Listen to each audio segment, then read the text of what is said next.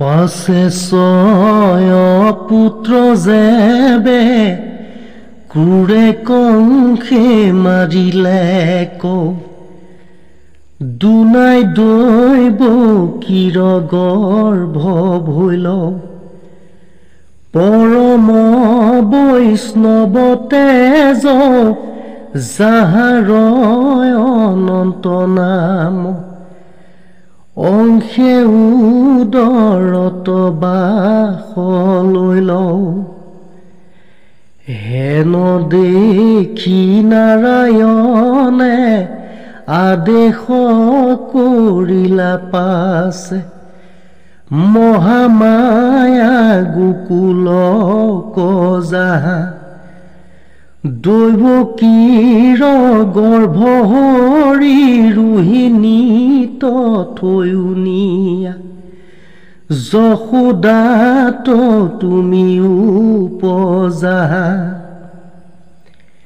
হে ৰাম আমিও সাক্ষাতে গয়া দৈব কীত উপজিব বসুদেৱে আনিব সলাই দুৰ্গা ভদ্ৰা কালী আদি হইবে তোমাৰ নাম থাকিবালো কৰ পূজা খাই হে ৰাম হেন শুনি মহামায়া দৈব কিৰ গৰ্ভ নিয়া ৰোহিণীৰ গৰ্ভে দিলা ঠাও পাছে নগৰীয়া লোকে অন্যে কহে কথা দৈব কিৰ গৰ্ভ ভৈলা শ্ৰাৱ হে ৰাম অনন্তৰে দেৱ হৰি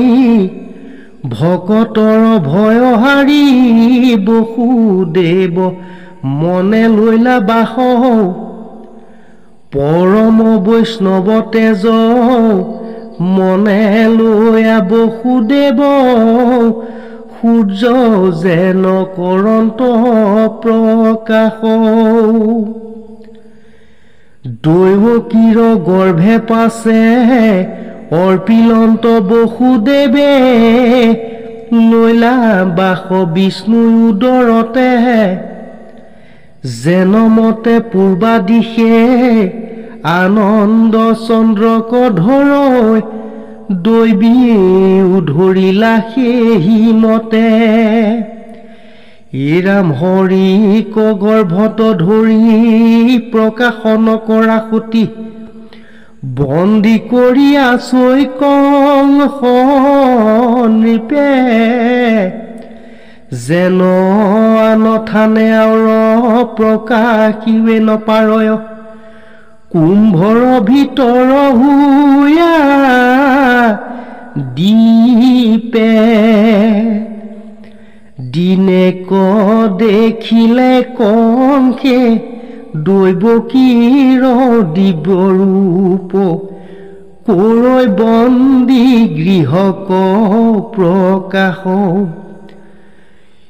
বোলৈ প্ৰাণ বৰি জানিলো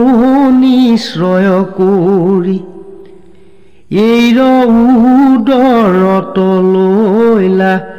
বাস হৰি ৰাম